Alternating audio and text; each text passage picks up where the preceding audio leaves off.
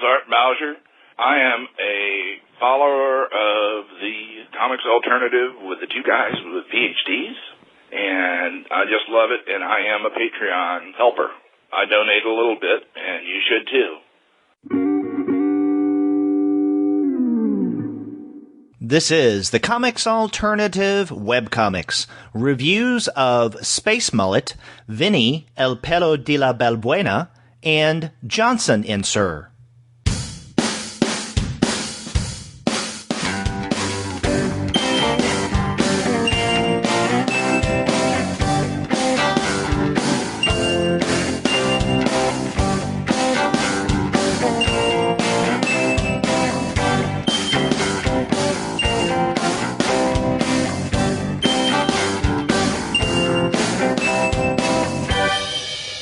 Hello and welcome to another episode of the Comics Alternative Webcomics. I'm Derek.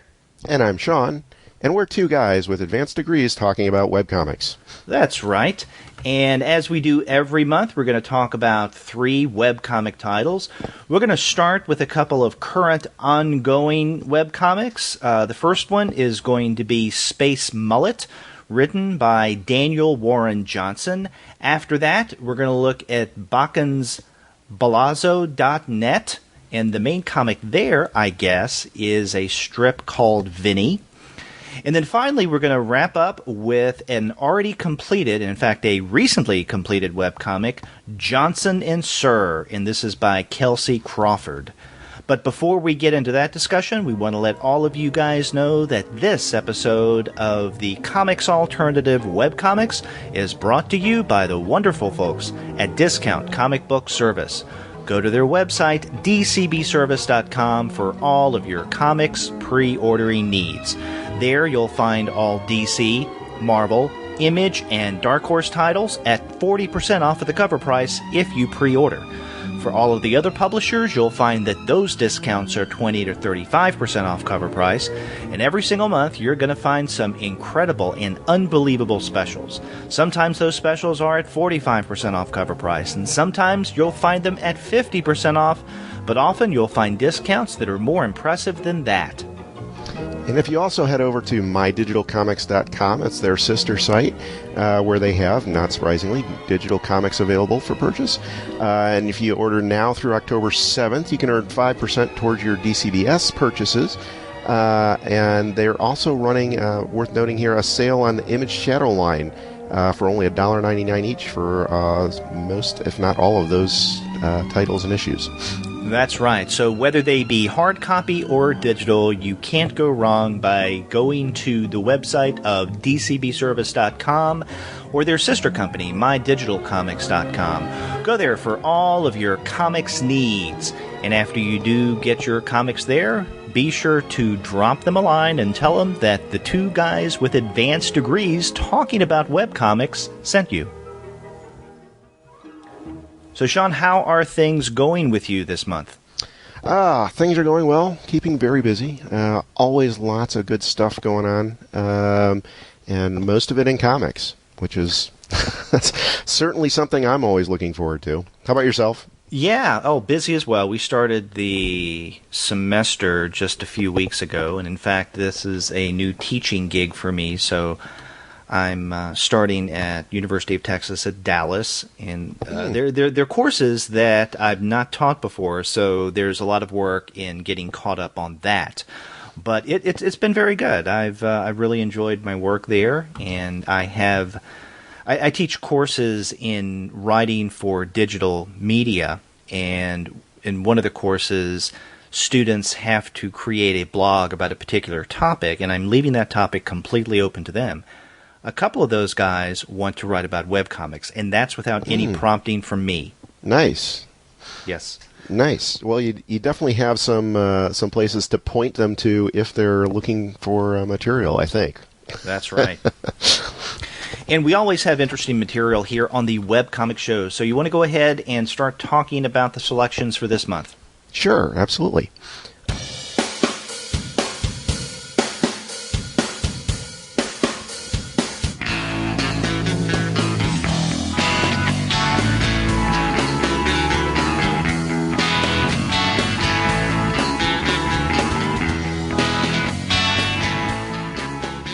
Well, like you said, we're going to start off with Space Mullet by Daniel Warren Johnson.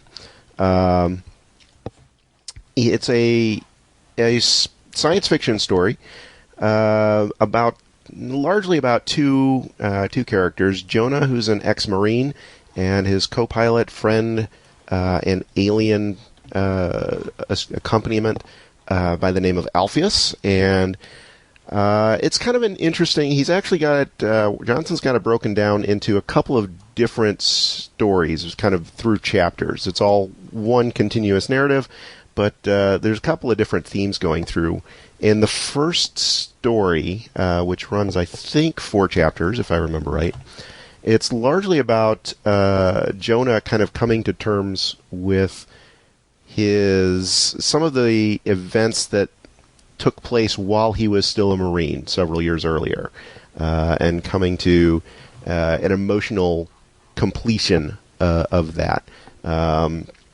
Alpheus is is a friend of his, but only after the Marine tenure. So his Alpheus's view on everything is a little different, in that he's not sure why Jonah is going through the actions he is, but they're such good friends that he wants to support him anyway.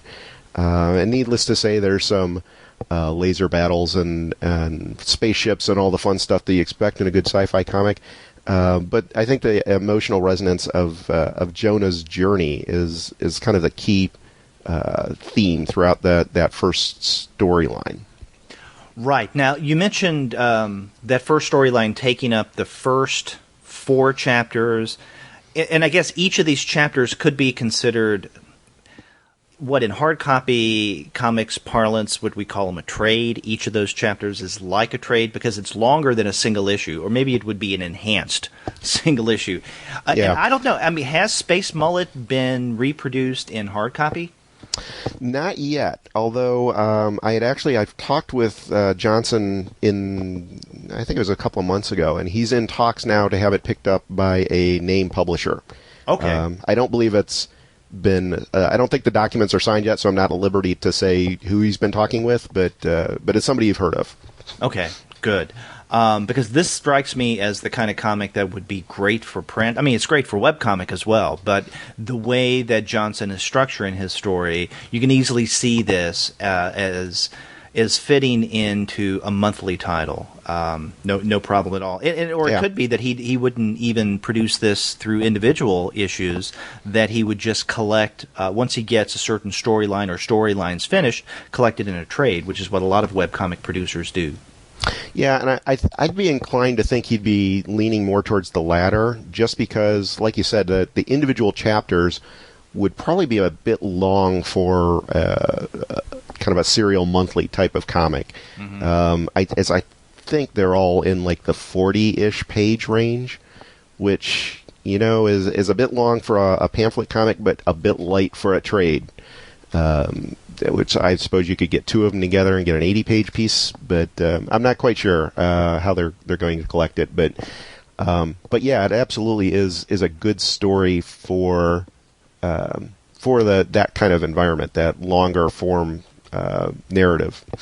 Right now, the story is into chapter 8, and if we look at the first, because I'm at the archives right now, and if I look at the first 4 chapters, which you say, basically comprise that first story arc. Yeah. There's a lot that goes on within those 4 chapters, but I agree with you. I mean, after chapter 4, there seems to be some kind of stopping point, because once we get to chapter 5, which is the shortest of all the chapters so far, at least the completed chapters, chapter 5 is more or less a comedic, if you will, interlude. Yeah. That centers around Alpheus's inability to clean the dishwasher, because he didn't even think he was supposed to clean the dishwasher, because why would you clean a dishwasher which is supposed to wash dishes? And what happens is that whatever gunk had been in the dishwasher builds up, takes on a life of its own, and threatens their spaceship. Which is, I should probably point out too, it's even though that's kind of like you said, a nice kind of comedic side bit, which is a nice refresher from, kind of the seriousness, I guess, of the previous chapters. It's also, I think, helps define some of the characters, because in the tail end of the previous story, they pick up a couple of, I don't want to say hitchhikers per se, but a couple of passengers to go along with them that are not given a lot of time to develop as characters in the original, that first storyline. Right, so, because we're just really introduced to them. Or if we do see them, we see them somewhat from a distance, and if anything, they're kind of plot devices up until then. And then you're right, once we get to Chapter 5, then we get to see much more of their character, and then that continues on in the subsequent chapters. Right.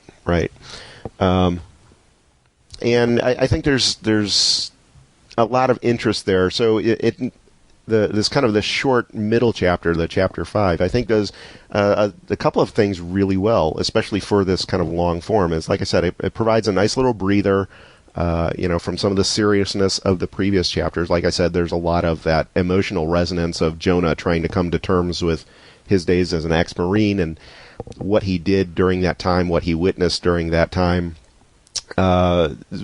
He doesn't quite get into PTSD scenarios, but clearly he's haunted by some of the actions that are taken there. So that's, some deep emotional material there. So this shorter chapter provides a nice breather. It gives us a little bit more time to study the characters, even though it's basically a 20-page fight scene against this dishwasher monster, right?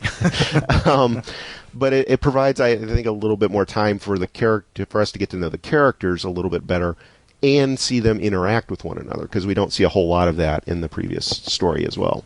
Exactly. And we should mention that the two characters that they pick up in Chapter 4 and then become a part of this action that you were mentioning in Chapter 5 are Peggy Sue, and I think his name is Howard.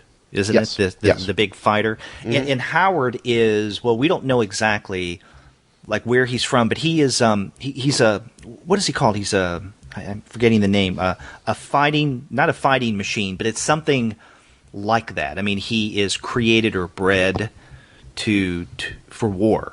Right. Can you remember what he's called? Because a couple of the characters refer to him. Yeah, I'm drawing a blank on that. Although that does, I'm drawing a blank on the name, but I know the bits that you're referring to, and that's actually an interesting kind of side bit that I think that runs throughout all of the stories so far, is that there's a very interesting and distinct class system in place throughout the society that they're dealing with, right? Mm-hmm. As I noted before, Alpheus is this alien creature. I forget the name of his species as well. Zobian, I believe it is. Yes, thank you. And almost everywhere they go, there's some blatant racism against him, right? There's people literally throwing rocks at him. There's, hey, get out of our city, get out of our town.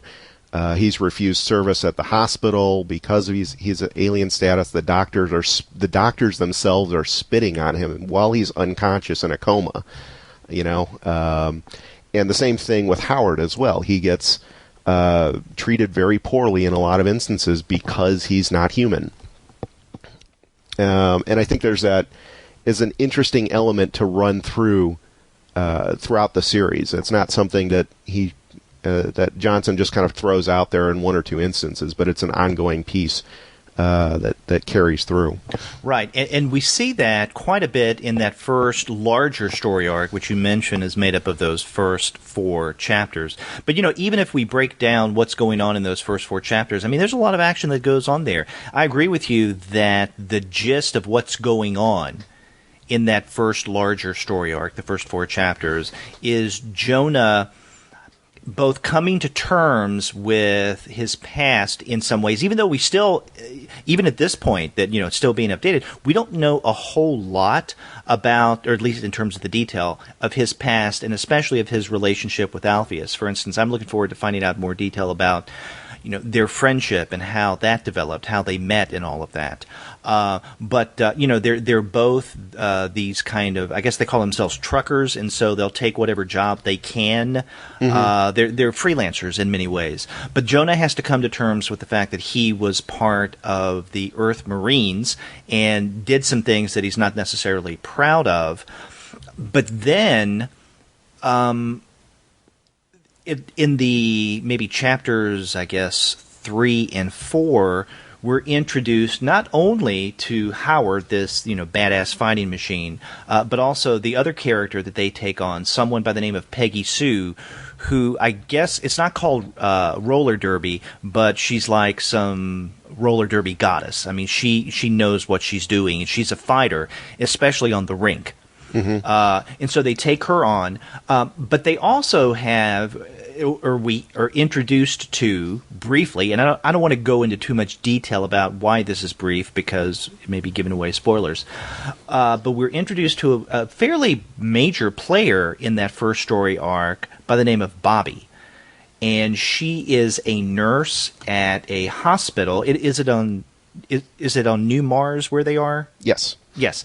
And so we meet her on her last, I don't know if it's her last day or she's approaching her last day of work at the hospital, because she's going to go on and I think go to study, maybe medical school, I guess it is.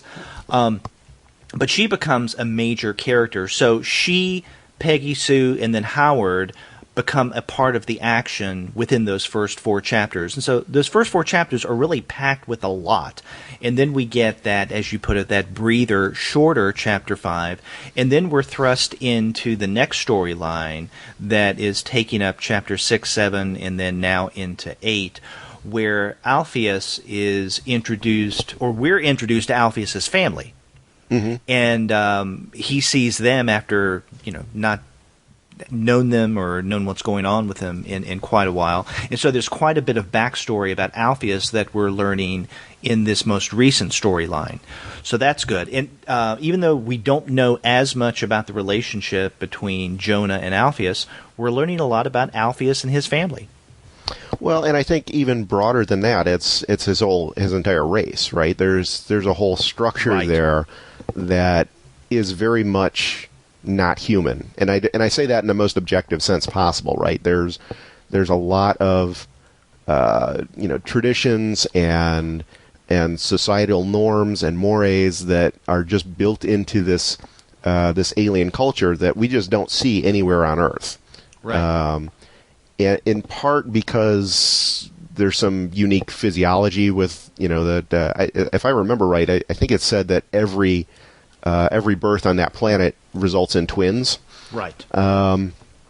There's some unique things going on, and there's some interesting social norms that come up out of that, right? If you've got a birth rate of literally 2 people being born at every birth, there's some some implications on that at a larger scale. So what do you do to combat that? What do you do to mitigate that, I guess? And there's some, again, trying not to avoid spoilers here, but there's some interesting developments that come out of the social aspects of that. And exactly. Then how does Alpheus deal with that? Being something of a free thinker, I suppose, and he's kind of looking at that from an outside point of view almost. Even though he's grown up in that environment, that he's questioning: is this the right thing to do? Is this okay? Even though my society says it is this really okay? Yeah, exactly. And this is where Johnson's really good at world building when we get to the Zobian world. Now, you mentioned the twins, and we should point out that with male twins, that there is a point, according to Zobian tradition, where the male twins, the brothers, must fight to the death, until one of them dies. And then with the female twins, when one marries, the other one must as well. And so we're given certain customs and traditions in the Zobian culture that some of these characters, the most prominent being Alpheus, I don't know if you call it they rebel against or they resist or they question. And I think that that's where a lot of the social relevance of Space Mullet comes into play here, because even though we are dealing with an alien world, the Zobian world, it's, in many ways not that different from our world in terms of certain traditions and cultural assumptions and ways that families and cultures work that we may not be comfortable with. Mm-hmm.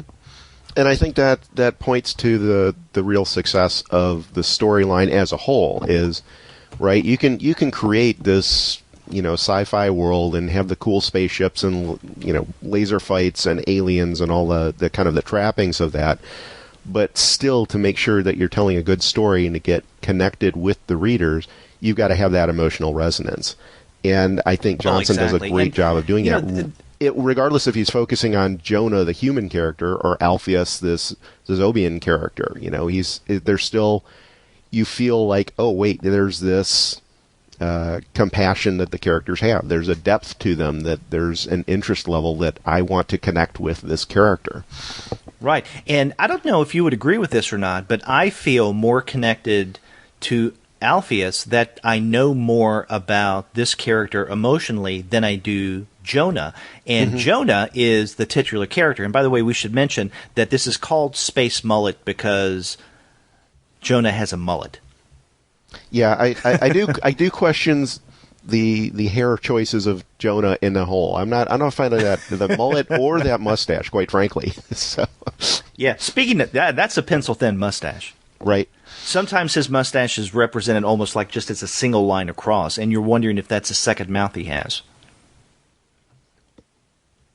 That's the one part I've tripped up on Johnson's art is that one little piece there. Yeah, that mustache that, hey, wait, is that a mouth or is that? Yeah, but yeah, you're right. We do emotionally connect with these characters, especially Alpheus, for me at least. Now, you mentioned the art and what Johnson does. I think this is one of the big pulls for me when it comes to Space Mullet. I think that Johnson does an incredible job of not only the characters he creates, but maybe in particular the settings, especially the space settings. Mm-hmm.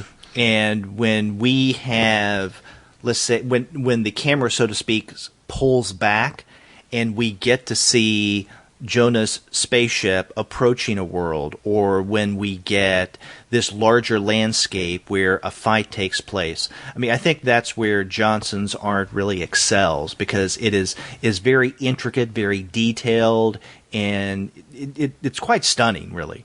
Yeah. Oh, yeah. There's a couple of shots there of I think it was New Mars that, for my game, may as well came out of Blade Runner. They were just, they looked like this is an entire world. He's really put a lot of thought into it. That same kind of immersion that you got looking at the Blade Runner movie and seeing those huge cityscapes and whatnot. You kind of get that sense with this as well. And I want to throw out there too, I'm in awe of his spaceship designs. Oh, yeah. He's got the cityscapes are great, the environments are great, but then the spaceships too, just as they're flying through a dark background or a skylit background or whatever, they're just absolutely gorgeous looking too.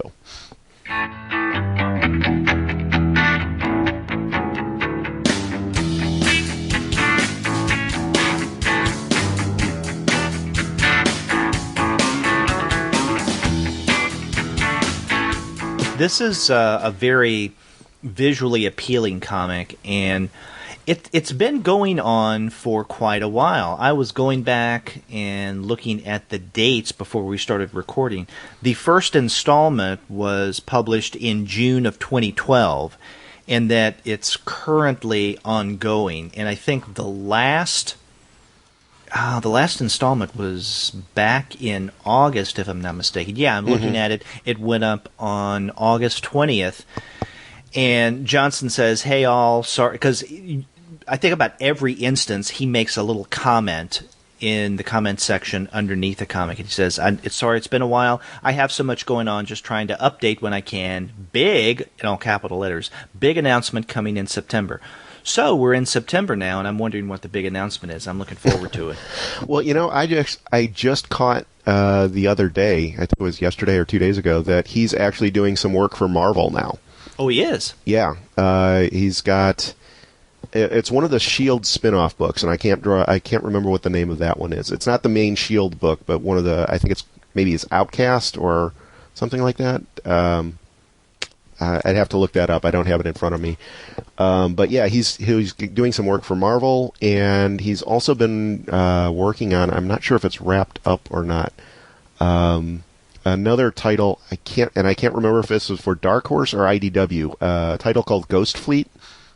Oh, that's I think that's Dark Horse. Okay, yeah. He's been working on that as well. So now, I read that first issue of Ghost Fleet last year. Is he the artist on that? Yes. Huh. Okay. I'm interesting that you mentioned that. I did not make that connection because it's been so long since I read that issue. Yeah, it's I don't have the entire series, but the couple of issues I've read were very good. And again, the artwork is absolutely phenomenal. The same level of detail that you're seeing in Space Mullet is what you see in Ghost Fleet, and I would expect similar with that S.H.I.E.L.D. book that he's working on as well. Yeah. Now, I mentioned his comment on the most recent installment. I have to say, for you, the one thing you couldn't get over with at least Johnson's art is Jonah's mustache. To me, the thing that bothers me, and I want to qualify bother, it doesn't really bother me, but if I'm going to find something to be bothered by, it would be this. Mm-hmm. So the one thing that bothers me about Space Mullet is Johnson's comments that he includes after every comic. I wouldn't have a problem with the comic or the comments that follow each installment if it weren't for the fact that most of the times he's apologizing for something being late. Oops, sorry, something came up, couldn't get this up in time. Oops, sorry, thanks for waiting, guys, I hope it's worth it. And, I mean, I kind of halfway pay attention to the comments once I get into the narrative itself, but with this one I found myself drawn to those comments because I was curious, how many times is he going to have to say, I'm sorry? I would just say to him, quit apologizing. This is a great webcomic. We should be thankful as readers that it comes out as it does. And so what if you don't adhere to a solid schedule? I'm just glad that I'm reading this, and I'm glad that it's coming out. So don't apologize. Keep creating. Save your energies, and put it into the art. Yeah, I think there's these are mindset, I think, and there's an approach to webcomics that says, you whatever schedule you're going to have, make sure you stick to it religiously, right? So that everybody knows to expect you on Monday, Wednesday, Friday, or Tuesday, Thursday, or whatever your schedule is. And I think that's what Johnson is kind of thinking with still, but he's been doing this long enough and at such a high caliber that I don't know that that's necessary. I think he's got enough under his belt. Just in terms of his archives, just in terms of like I said, the level of talent that he's bringing to the table, that he doesn't need to apologize for being late. I think the people who are reading this are coming back, and they're going to come back regardless if it's a week late or a month late or whatever, and he doesn't need to apologize for it. Exactly. Yeah. I was going to say. As I don't know, I don't know what his audience level is. I don't know how much traffic he gets, but I can almost guarantee you that everybody who follows this comic on a regular basis has no problem waiting the extra couple of weeks or whatever. They're going to come back regardless of what that time period is, and they're gonna be looking for more of his work. Right. Although what he should do, I would recommend that in the banner at the very top of every page, that has the title Space Mullet, a sci-fi webcomic by Daniel Warren Johnson, and then there's an image of Jonah, and there's a word bubble next to Jonah that says updates on Mondays and Thursdays. Change that. Yeah. Yeah. And you're right. He may feel a little guilty not coming out more frequently, but that's okay. We'll stick with the comic anyhow. But don't tell us you're going to update it on certain days and then you don't.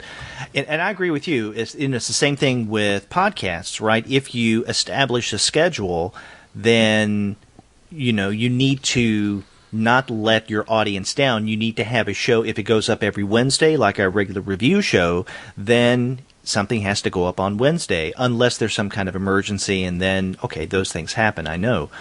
But if you say updates on Mondays and Thursdays, you're going to feel like you have to come up with product on Mondays and Thursdays. Mm-hmm. So just remove the the Mondays and Thursdays from the banner at the top. Yeah, and I think, like I said, his audience, I think I think is very going to be very dedicated to him, to his art, especially when you look at the fact that there is nowhere on here on his site that he's making money from this, right? Mm-hmm. There's no ads. He's not selling T-shirts. He doesn't have the books available at this point. So the money he's making from comics are other comics, right? He's the Ghost Fleet and the Shield book or whatever. That's where he's got to earn a living, right? And I think if people, the people who are following him are going to know that. If he puts out a notice, through Twitter or Facebook or whatever, says, hey, I've got this Ghost Fleet book out, I've got this Marvel book out, if you like my work, go buy that, that'll help put food on my table, I think everybody's going to understand, yeah, that's a priority over this webcomic that you're doing because you love doing it, but you're not really making any money at it. I think people understand that. Oh, yeah. And you mentioned that there are no ads on his website, and you're right. And in fact, there are parts of his website that he's not even utilizing. So whatever platform he's using, apparently he could put in widgets on the sides, but he's not. And those widgets, I guess, could be ads. And the reason why I'm saying that there's no content in the widgets is because we see on his webpage where the widget should be, there are currently no widgets assigned to this left sidebar place, and the same thing with the right sidebar. Right. And he hasn't done that. So, he could clean that up, but at least he doesn't have bothersome ads there. Yeah. Yeah. And, also the navigability of this webcomic, I think it's fairly easy. Once you go to the very first page, you just click on the image and you're taken to the next, and or tap if you're reading this on a tablet. And I think that for me at least, it's the easiest way to click through a webcomic, and I appreciate that. And it's a lot better for me than if I'm reading on my tablet, taking my thick finger and trying to press the small word next and accidentally tapping something else. Because if that's the only way you can go from one panel to the next, I don't know, it's a little more problematic. It's navigable, it's doable, but I really appreciate the fact that with Space Mullet, you can just click on the image and go to the next one. So that's really good. So there's an About page. There's basic information about him, the creator. There's an archive page that breaks things down by chapters. And then there's a character bio page, and I'm wondering when the last time he updated this. I don't know if you've seen it. Yeah, I'm guessing it's probably not since Chapter 3, maybe. Exactly, because there's some of these characters that we've been talking about, like Peggy Sue, Howard, and Bobby. Name ? Sex ? Right? So he established these characters, but he hadn't really fleshed them out yet, or at least hasn't written much about them in the narrative when he created this character page. But since then, we do have these characters, and they are being fleshed out, so he could go back and introduce like Peggy Sue and what she does and where she's from, and can even start listing other characters like Alpheus's family. Right. Yeah. I will say, though, going back to the navigation, though, one of the other things kind of I like just with going through the comic itself. The character bios, I mean, that's a minor issue, I think. It does make the site look a little dated, but kind of the benefit working in its favor is that we don't have a whole lot of backstory behind these characters, right? A lot of what we need as readers is told through the story, and you don't really need to know a whole lot of backstory behind these guys, right? I mean, we know nothing about Jonah at all prior to his Marine days. We know almost nothing about his Marine days. We know almost nothing about how he met Alpheus. We know almost nothing about the time that he spent with Alpheus. The only thing we know about Jonah really is whatever we started learning on page 1. Mm-hmm. So it does kind of look like a neglected part of his site, and that's not a good thing. But at the same time, we're not missing a whole lot. If somebody trying to jumps into the middle of it, even if they start on chapter 8 here, they're not going to be that far behind on learning who these characters are, because he does a good job of presenting the characters. He's got them fleshed out enough, at least in his head, that when he's writing them, they come across very quickly and easily within the context of the story. Right. But going back to the navigation, this is a point I was going to make earlier, is he's also got, like you were talking about the clicking, just using the image to click forward, which is great, but he's also got these drop downs so you can jump specifically to any given chapter, as well as jump to any page within that chapter. Exactly. So that gives you an alternative from just clicking on the archives. You just click toward the top on those drop-down boxes. Right. Yeah. So if you come in like now and just look at whatever the latest page is up in the middle of chapter 8 somewhere, and you say, well, I don't know if I really want to read the 7 chapters before. Let me just read the current chapter, which 20 pages or something that we're into that. You can really quickly jump to the beginning of chapter 8 and just kind of take it from there. And I think that works pretty well. Actually, when I first started reading this, I think I jumped in at chapter 6, maybe. Oh, really? And you didn't start at the very beginning? No. Well, because typically when I go to a webcomic, I will start not too far behind whatever is current. Personally, because I want to see what they're doing now. If this is a comic that I want to read, where it leads up to, and so especially with the longer ones, they've been running for a few years, and we'll talk more about this with like Johnson and Sir and Kelci's comic later. But there's a progression in their art and their storytelling. I want to see what they're doing now. Is that worth getting? Was that worth getting to, or are they going to do one? If their art is essentially static, and they're not learning, they're not teaching themselves how to do webcomics, how to draw, how to storytell. If there's not seeing that progression, I don't know if I really want to go through that full process of them doing that if that story progression doesn't happen to get to a decent level. If they've been working on a comic for, say, 5 years, and page 1 looks exactly the same as whatever the current page is, I don't know if I want to go through all that. Huh, that's interesting. That's just kind of my take on that. I don't know. I'm willing to go through, that kind of feeling your way through things, period. I'm willing to go through that if I know there's a good point to end to. So I'll start with, something relatively current, maybe not necessarily the latest installment, but go back to, beginning of the current chapter or something. Just kind of work my way through that and see does this story at a place where I would want to figure out how and why they got here. Because otherwise, it just takes way too long to go through, these long backstories of comics to figure out whether or not it's something worth getting to or not. That's interesting, because I approach webcomics in ways that are similar to the way I approach, I guess, all comics. And, if I don't get in on the ground floor, I think that I am less apt to begin reading something. Mm-hmm. But if something interests me enough, instead of picking up with the most recent storyline or in the middle of the series, I'll nonetheless go back to the beginning so I can get that full context. And maybe it's the completist in me. Maybe it's just me being a little too anal. I don't know. But it's interesting how different people consume their narratives in different ways. Yeah, actually I used to do that with webcomics too, but then I kind of sat back and when I thought about how I read pamphlets comics and how I got into that, I didn't start reading the Fantastic Four back in 1961, right? I picked it up in the 80s originally, and I just, picked up something off the newsstand. It was issue 254, and hey, this is really cool. What happens next? So here's 255. Well, that was really good too. What's 256? And then it was like, oh, okay, yeah, this is good. This is something I'm interested in. let me see what those first 120 or 253 issues were. Right. Well, see, that used to be the way that comics, hard copies, were, where they were, for the most part, done in one or maybe done in two, if anything. Mm-hmm.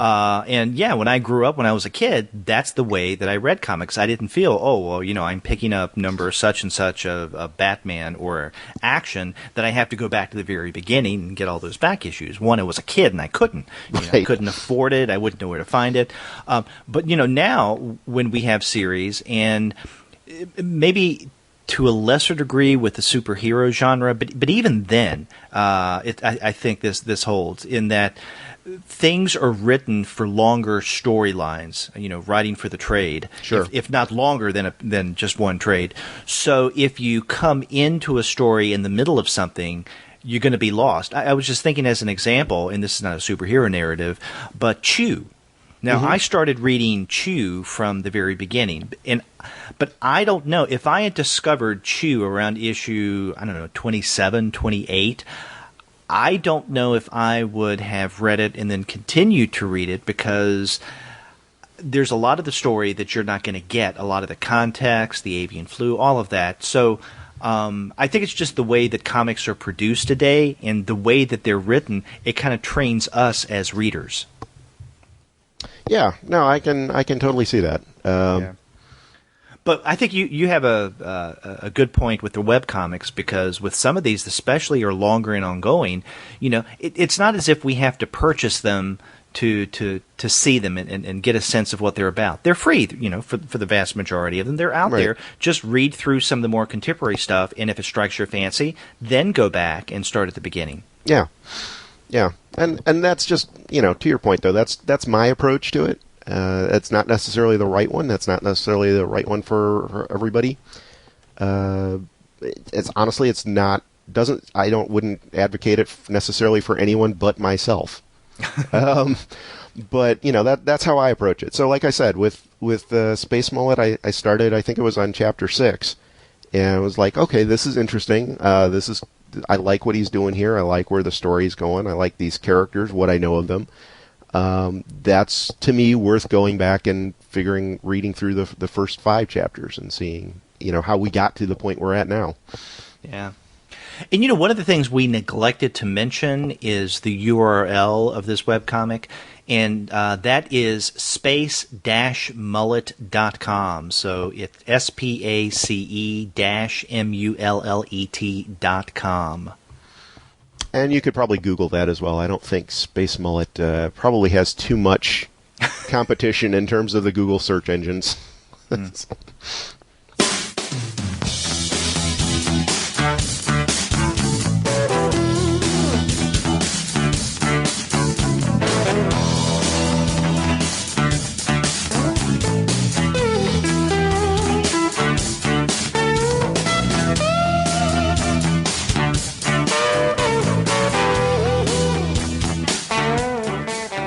Sean, you want to go to the next title that we're looking at for today? Yeah, we want to talk about Balazzo. Balazzo. And this website is balazzo.net. That's BALAZO.net. And this is a website with comics, and I use plural in there, and we could explain that in a moment, by Bachan. I'm not sure if that's how you pronounce his name, Bachan, Bachan or Bachan. I couldn't tell you, but that seems to be the only name he goes by. He does a couple of other comics, and it's always just Bachan. So yeah. Now I did find a YouTube animated version of one of his comics, Vinny. And you and I were talking about this right before we started to record. And on his YouTube channel, his name is Bachan Carrillo, Carrillo, but he only uses his first name on his webcomic. So, Sean, how would you describe Balazzo.net and the stuff that's on Balazzo.net? Well, I think Balazzo is... Balazzo Productions, maybe we can call it that. Yeah, that's kind of the overarching house for essentially everything that Bachan does, I think, right? But that being said, it's primarily, most of the comics that he has out there are under this Vinny storyline. Vinny is this police dog, or anthropomorphic dog, who's a cop in the kind of the same vein as, a Charles Bronson or a Clint Eastwood type of character, right? Right. Mm-hmm. And there's a couple of other little stories that are non-Vinny related, but primarily they are focused on this Vinny character. And what's interesting to me is he's got this, like I said, this kind of Clint Eastwood type of cop character, but the police work seems almost incidental to the story, which is basically, I guess, kind of a series of family and social dramas. Right? What's his Vinny's personal life is he's dealing with his ex-wife and his son and the mistress that he picks up, and what his conversations with the bartender about, well, I don't know what my wife is doing and I can't afford the alimony and this, that, and the other. And the policing is almost incidental to the overall life that he's trying to live. And it just kind of, he still goes out and shoots bad guys and blows things up and is generally the hero character. But then there's this undercurrent of, oh yeah, now I got to pick up my kid because he's he's under detention for talking back to the teacher or whatever. Exactly. And you mentioned him as a police officer, a detective. He is not completely clean. True. Yeah.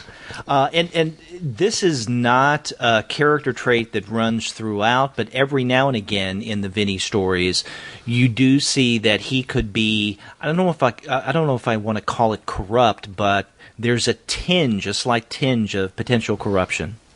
Well, I'd say it goes beyond potential. I think there's a couple of express moments where he's basically saying, yes, I'm taking bribes or money numbers or whatever, but it's not a recurring piece within the storyline. And I think it makes for this interesting look at the character. He's basically like one of the worst things you can want about police officers all in one person, right? We've established he's corrupt. He's had problems with all his personal relationships, from his wife to his son to the stereotypical one with his superior officers. Even his partner ends up sleeping with his mistress. His partner's a possum. His partner, the possum, yes, sleeping with his mistress, who is a cat. Whose name is, I don't know if you call her Nine or Ix. I went with Ix because she says, my name's IX, and she says it's because of my 9 lives, so I would guess it's Ix. Yeah, that was kind of my thinking too. But yeah, so we've got Vinny here as, the absolute worst cop possible in all the things that he does. Not that he's a bad officer, but just he's an absolutely terrible role model in every sense of the word, right? He kind of takes his policing to the extremes in a lot of cases, right? It's almost to the point of, hey, you're a jaywalker and he fills you full of lead kind of thing. Right. And we should mention, if we haven't yet, that this is a comedy. So this is a funny strip. And the way that the story is constructed, there are ongoing storylines, I think, throughout most of the Vinny strips, but each of these strips kind of stand on its own. And they're very similar to not necessarily daily newspaper strips, because I think we get that more in the next title that we're going to discuss. But with this, I would liken most of the installments of Vinny as, let's say, color Sunday supplements. That might be fair, yeah. Because it's more than just a simple 4 or 3-panel strip. And each of these installments seem to have a setup and then lead to a punchline in a loose way. And then it leads us to the next strip that picks up the larger ongoing story. Yeah, and the interesting thing too with that is there's no set format with that either. In terms of he's not doing 4 panels a day, or even 10 panels a day, or the typical page layout or whatever. He's putting out there whatever makes sense for the story he's trying to say. So there are some updates that are only 4 panels, and there are some updates that are 3 pages of double-page spreads. Right. He's whatever makes sense for the story he's trying to tell. Either if that's a character beat that he's trying to get across, or just a one-note gag, or whatever he's trying to relay with that particular part of the story. Right. Now, he started to publish the Vinny stories in August of 2010, and he mentions in one of the first ones that what Bachan does. He mentions that the Spanish version of Vinny, actually, he started to publish in Spanish 2 years before this. And so I guess around 2008 is when we had the Spanish Vinny, and that what we're seeing now, I'm assuming, is either his or someone else's translation of the Vinny strip into English. Yeah, I read somewhere in here, and I can't remember where exactly, but he has a comment somewhere in there about how he was that was one of his goals with the English version of this strip, is to basically brush up on his own English skills. Mm-hmm. So he's going back and doing the translating himself for the sake of, or at least partially for the sake of educating himself and practicing himself with the language. And I should point out that, despite the fact that this is an ESL comic for all intents and purposes, it does not read like that. Right? Oh, it doesn't at all. You're right. He has a fantastic command of the language, and it's not. You would expect someone who's coming in using English as a second language and translating one work into another, that there would be some stiffness in the dialogue, and as particularly, but it is not at all. It very much rolls off very quickly, very smoothly. It sounds very natural throughout the entire strip. He's got I don't know when or where he started learning English, but he's got an excellent command of the language for not being born into it. Right. Now, the art in Vinny is, I think, really entertaining. It's a comedy strip, and I think the art betrays the comedy or the comedic aspect of the storyline. And what it reminds me of is I think I would call this cartoonish or cartoon-like, and I don't use that description lightly. When I say cartoon, I'm referring to, let's say, the old Warner Brother cartoons. And the reason why I'm pointing that out is because it does have that look, that feel. And along with that, this is, although a little cartoon-looking, it's adult, just like the Warner Brother cartoons were. And by that I mean that what Bachan doesn't shy away from is depicting the violence, but many times it's violence in a comedy vein. So if someone is filled with lead, then you see the holes that's going through them as they're being shot. Also, you have sex, especially represented through the character of Ix, this girlfriend or lover, so to speak, that Vinny has. And she's a hot mama. But but this is the way that Chuck Jones used to draw, and other Warner Brother creators used to draw voluptuous figures, during those in those classic cartoons. And so it just strikes me that Bachan comes from this tradition, maybe very much influenced by those kind of cartoons. Yeah, I would say actually, instead of Warner Brothers, I'd have gone with Tex Avery. Okay. Precisely because he had that more edgy quality to his work, right? Particularly, he did some of the racier stuff that isn't shown anymore. He did Droopy, and he did some of the MGM stuff that was safe for kids or whatever. But he also did a lot of stuff that is not very much not meant for children, right? There was I think I can't remember the specific name of the one. He did a sexy Red Riding Hood thing at some point. Oh, I remember that. Yeah. And there was it's one of those he's also got the Snow White takeoff, which is it's very racist, but it's also got very sexily drawn women in it. A lot of adult content in that. What is it? Coal Black and the Seven Dwarves. Mm-hmm. That was his, I believe. But yeah, so there's this very cartoony, kind of exaggerated quality, but with a very, very adult themes running throughout. Yeah, and I think, getting back to the adult themes and especially the sex in Vinny, this comes through primarily through Ix. And the reason I'm mentioning this is you mentioned earlier that the thing about Vinny is he's the kind of character that you wouldn't want in an effective detective or a police officer. And you can say the same thing about his abilities to detect a crime, because one of the things he cannot see is that Ix is using him and using his house to set up her bordello. Right. And everybody realizes this except for Vinny. And so for someone to be such an insightful detective, he can't see literally what's going on in his own house. Although, it's that could very well be attributed just to hormones. There's more than a couple instances where he's literally drooling at the prospect of going home to have sex with Ix. So it could very well be just one of those instances of him thinking with the wrong head. That's right. And his mind's all mixed up, and so he can't see clearly. Right.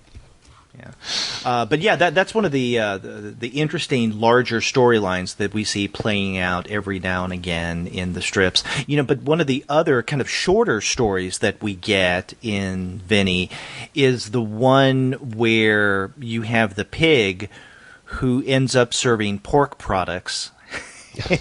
and he is like a Porky Pig character. In fact, I think that Bachan shamelessly uses an image of Porky Pig in one of those strips. Yeah, it's like the restaurant's logo, essentially. Yeah. And so Vinny finds out that he's basically using members of his own family as food, and then he's serving that to his own kind. So there's something very sick and twisted about that. Yeah, and there's definitely, there's actually, as I'm kind of flipping through here, there's definitely some very strong scenes of implied violence, I guess, and implied death. He's the one panel I'm looking at in particular right now is Vinny is literally pulling out a woman's high heel shoe out of the meat grinder, right, and it's literally dripping with blood, right, so. But you don't actually see anything besides a freezer full of cut meat, right? So we're not seeing people getting chopped up. The couple instances where people are shot up, like you said, you're seeing holes go through them like a Saturday morning cartoon or something. Comedy violence For the most part, but there is this undercurrent of I don't know. Horror is not quite the right word. But there's just this kind of nastiness going through, right? There's another scene where they're talking with the coroner, and the coroner has to say, "Okay, that squishy bit you just stepped on, that's not the floor."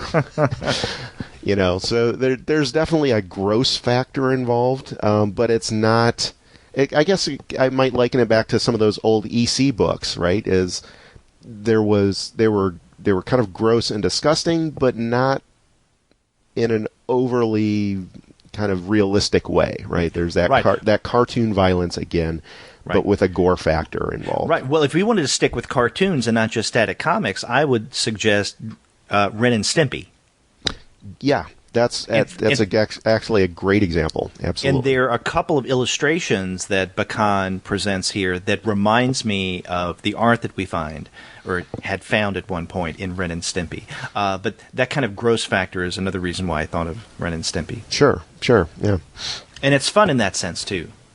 Yeah, he's got, what I like about his art is that it's very, I might call it bright. Overall, I mean, and I don't mean that just in the coloring, right? He's got his illustration style is very kind of light and springy, and It's not in the same vein as, say, a Chuck Jones or a Tex Avery in terms of the specific illustration style, but it does have a very cartoon quality to it that makes you think of kind of a Saturday morning cartoon, right? You've got these big wide-eyed characters. The expressions are exaggerated to no end, right? In that kind of classic Tex Avery manner. And there's the entire strip has this kind of, like I said, bright kind of vibrancy to it just through the line work. Yeah. I was looking at the most recent strip that we have, and this one was published on August 18th of this year. So I don't know. I haven't seen any place on the website as to how frequently this comes out. And, Bachan may have no set schedule. He just puts them out when he gets the strip translated. Yeah, that would probably be my biggest complaint against the strip as a whole is that his updates are very irregular, and they don't come with very much warning or suspense to them, I guess. I seem to recall, and I don't have the dates in front of me, but I seem to recall he went from, say, like December to maybe June without doing any updates at all. Oh, exactly. In fact, I'm right where that big gap is. Yeah. He had one come out on December 18th of last year, and then the next time he had a strip out was July 24th. Or 23rd of this year. So, yeah, and, at least he does provide an RSS feed, so if people want to follow him that way, and then they could get alerts as to when the next installment would come out. But still, maybe some rough schedule would be helpful for those who really like this, because I enjoyed the Vinny storyline. Mm-hmm. I think it was interesting. We were just kind of talking about almost the scheduling thing with Johnson's comic. But what I think where Johnson is able to get away with that more is because he's got a deeper story with that emotional resonance. So people are coming back, not necessarily for a good story, but for great characters and that emotional connection they're getting with them. And I don't quite get that with Vinny. It's a good story. It's a solid story. I think the jokes are entertaining enough. The artwork, like I said, is very enjoyable. But I don't have a good emotional connection with Vinny as a character, or Ix, or any of the other characters for that matter, that I would come back just for that. It's great when it updates, but I'm not, it's in my feed reader, but it's one of those where it's like, oh yeah, hey, I haven't seen an update from him in 6 months, huh? Yeah, and that's about it. Yeah. Okay, Vinny is fun, and I think that kind of explains it all for me, at least. I mean, it's a fun read. I enjoy it when I'm reading it, but there's definitely not the depth there, both in character and also in terms of storyline, as we had with Space Mullet. Mm-hmm. So with that kind of depth, there is more of an emotional connection to the characters, the situation, what's going on in the storyline at the particular point.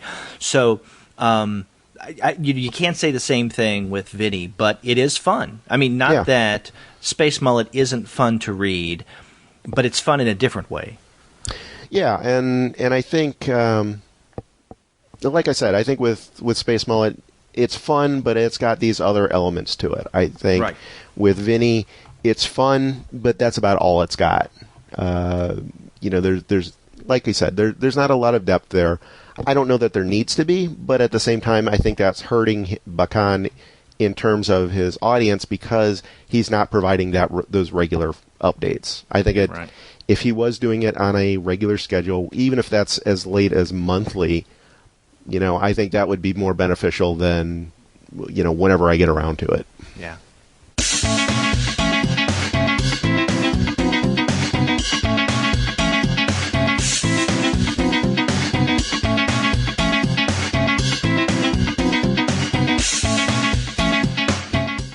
Well, on the topic of fun, that sounds like a good segue into the last title that we're going to be discussing on this month's Webcomics show, and that is Kelci Crawford's Johnson and Sir. Yeah. Now, how would you describe this to the uninitiated? It's, again, I don't think we intended this, but it's another cop piece, which follows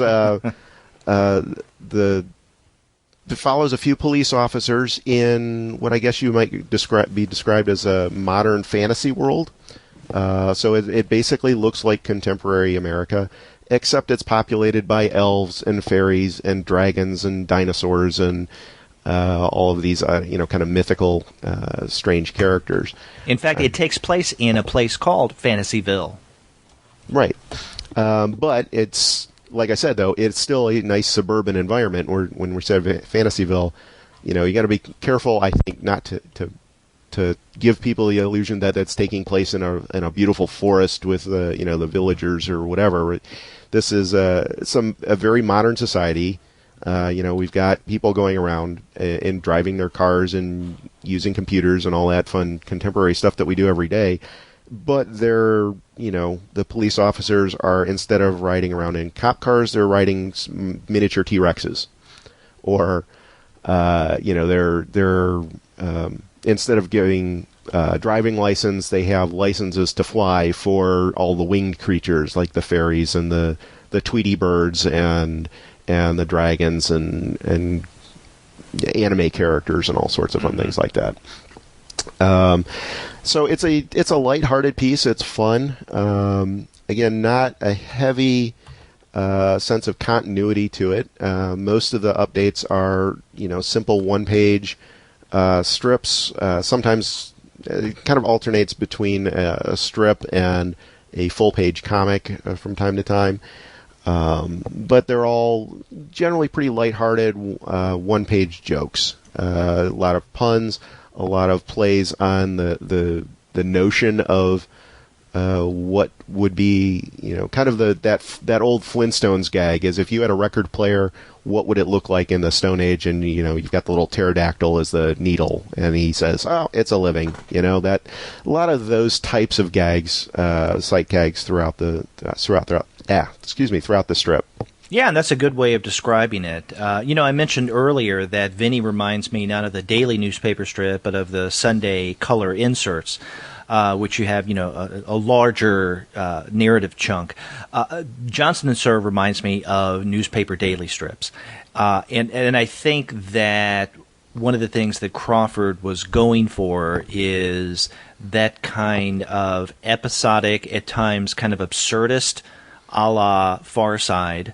Not as whacked out as Far Side by any means, but nonetheless kind of strange, offbeat, a little twisted view of things that would come out just episodically. And so now there are, especially as the series continues, there are larger threads of story where one strip is interwoven with a larger storyline. But even then, it's kind of a loose story.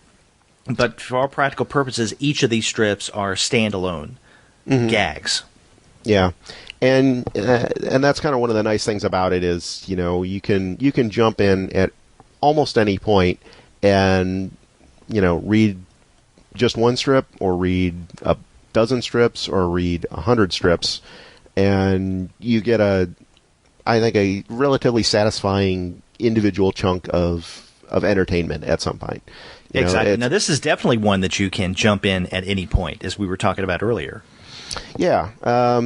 The only caveat I would have to that, and you and I talked a little bit about this before we started the podcast itself, is that it took her a little while to get her feet grounded, I think, with this strip, a little bit more so than I've seen with some other strips. If you go back to the very first strip,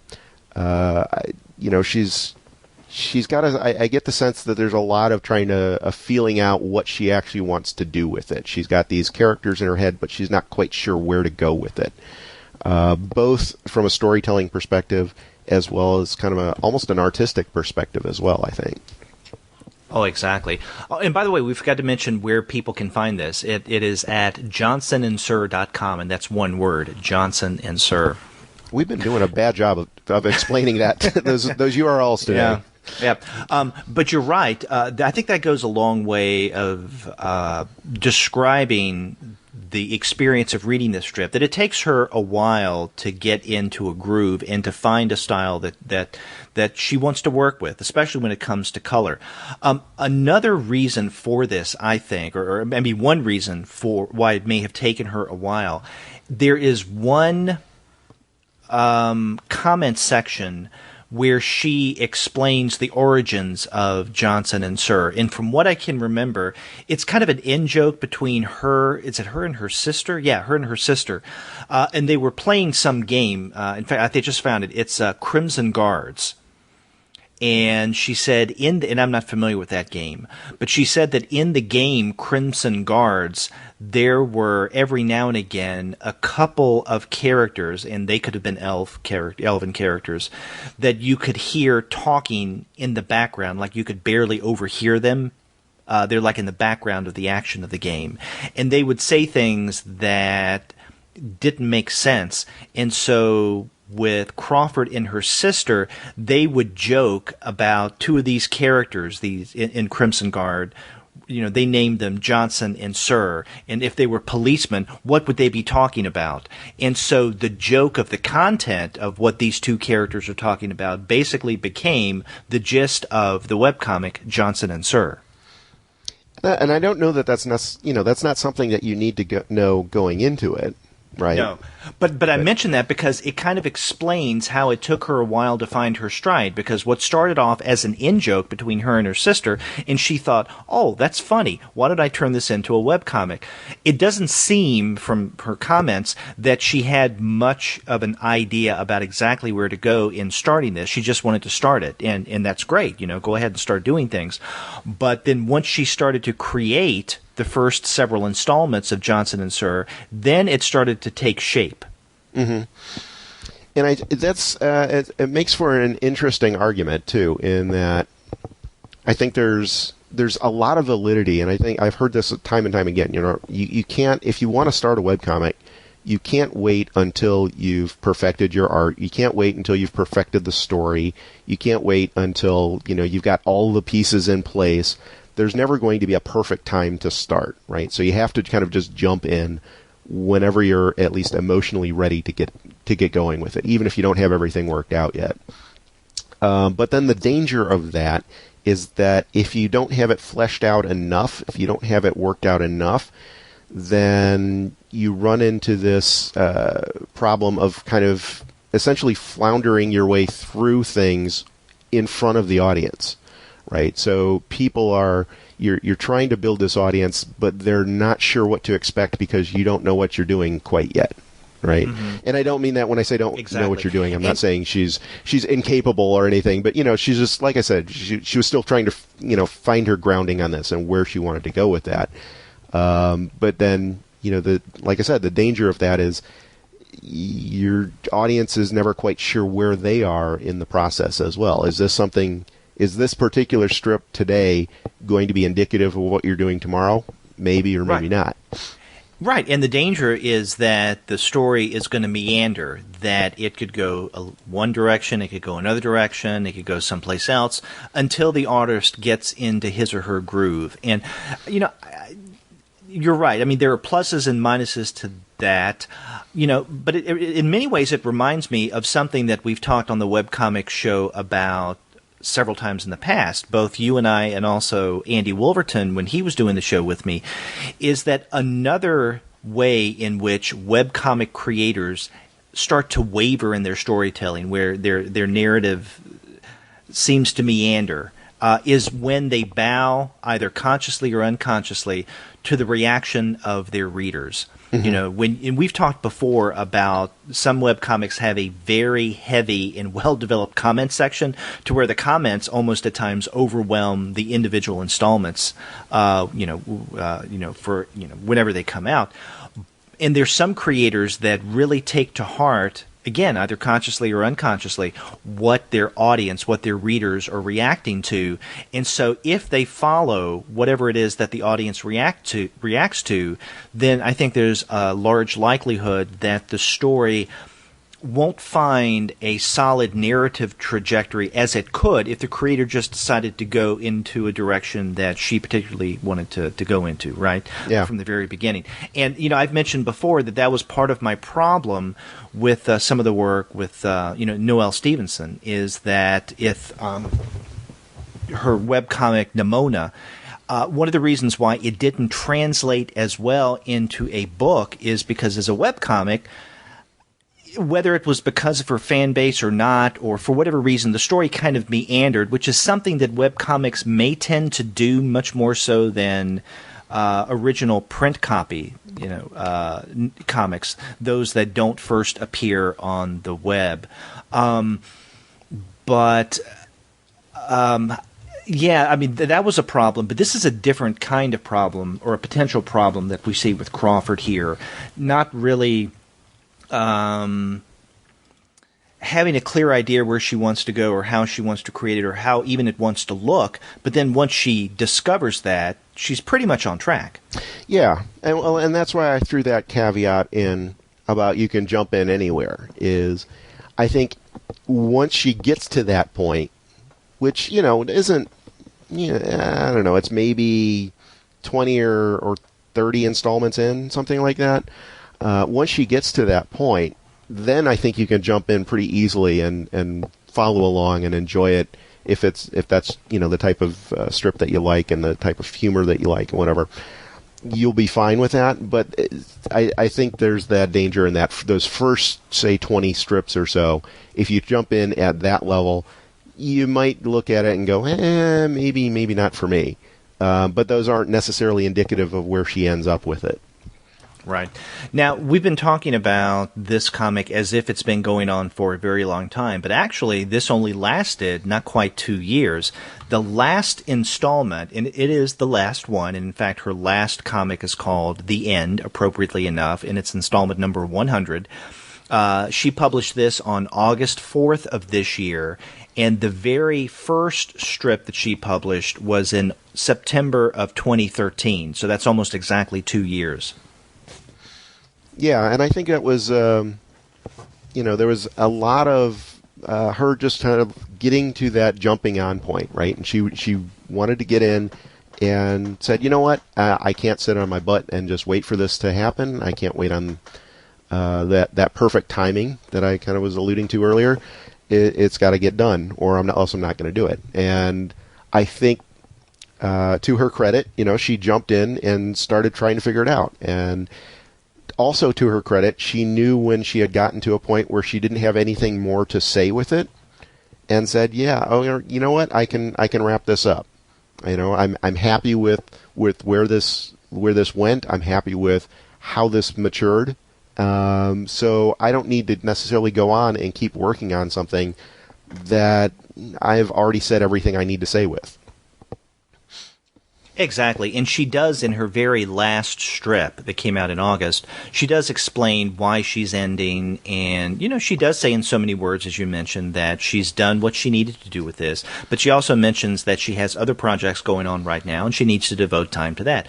So I appreciate the fact that she's very upfront with her audience and telling us why she's ending, when she's ending, and she seems to end in an appropriate place. I mean, not only is this strip number 100, but at this point in the story, and I use story loosely because they're different smaller narrative lines that are woven throughout Johnson and Sir. We had more or less come to an end point. It just seemed to me, or at least an end point that makes sense in retrospect. Mm-hmm. Mm-hmm. I want to throw this out there too. Is that we keep talking about like the larger narratives in this, and while it does have that. That's, I think, almost incidental to what she's trying to do with it, right? For this one, yes, for this webcomic, definitely. Yeah, she's more interested. It's almost that kind of newspaper strip with almost a gag a day type of idea behind it, right? But just that there's a little bit more depth to it than you get out of, say, Garfield or Beetle Bailey, right? So we are seeing some progression there. With the characters, we're seeing some larger narratives that take place over several strips. But when you get right down to it, it's really just, okay, here's one page, here's one strip, and there's a joke on it, or there's a pun on it, or there's an interesting visual idea to work with, and an interesting gag or something like that. It's basically, a series of like these little snippets of a larger narrative almost, but that they can be taken in isolation, and they can stand on their own, and they're funny and they're entertaining. But it's not, we're not looking at large, deep character development. We're not looking at these long character arcs or anything like that. And that's not her intention at all with this, I don't think. Oh, exactly. And in fact, if you want to look at this month's webcomics episode as a series of progression, we started off with Space Mullet, which is a very beefy, substantive narrative that's built on character development and an emotional attachment to the people that we're reading about, and our attachment and what we're learning about these characters unfolds slowly. And then we get Vinny, where, there are some, larger storyline issues that are going on in the Vinny strip, but for all practical purposes, it's kind of a fun, light story. And then we get to Johnson and Sir, which is kind of a gag-a-day type of strip. And it's funny, I was thinking when you mentioned that, this is, I think, the first gag type of strip that we've discussed on the Comics Alternative webcomic show. And honestly, that was one of the reasons why I suggested it, quite frankly, because it's about time. Yeah, it's there's definitely a large contingent of those strips that are out there that are essentially doing the same thing that newspaper strips are doing, right? In that kind of gag-a-day nature, and there's nothing wrong with that. That's absolutely fun and entertaining to read. Like reading Calvin and Hobbes every day, or The Far Side or something, right? Every strip kind of stood on its own, and you got a chuckle at the end of it, and you moved on to Beetle Bailey, or you moved on to Hagar the Horrible, or whatever your newspaper happened to carry. This is the same kind of thing, right? You've got something that comes up, maybe not daily, but 3 times a week, or whatever their schedule is, and you get some enjoyment out of it. But you don't have to invest yourself a large time commitment, right? You can, again, drop in at any point, read for as long as you want, and when you get tired of it, that's fine. Or, you go on vacation a week, you come back to it a week later, and you pick up right where you left off, and you don't really miss a beat because you missed 4 strips, 5 strips, or whatever. Yeah.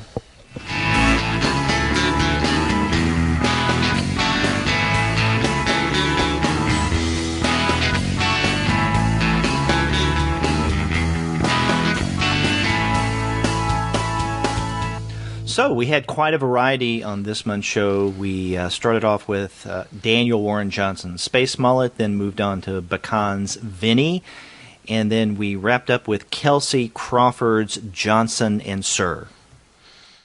And let me just, I'll throw out, because we did a bad job of it as we were talking about, let me throw out the URLs again. Space Mullet, SPACE-MULLET.com. Balazo.net, BALAZO.net, and johnsonandsir.com, JOHNSONANDSIR.com.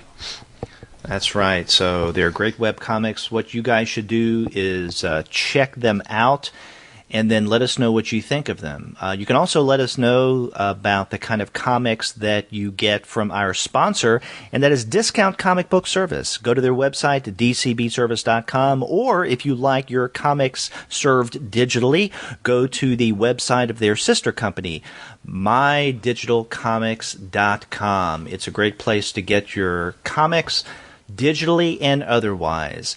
And after you do get your comics there and read the webcomics we discussed for this month, get in touch with us and let us know what you think of those. If you go to our website, comicsalternative.com, you'll see on the right-hand side of your browser a tab that says Send Voicemail. Click on that, and from the comfort of your own desktop or your mobile device, you can send us a message verbally through the wonders of SpeakPipe. It's very simple and easy to use.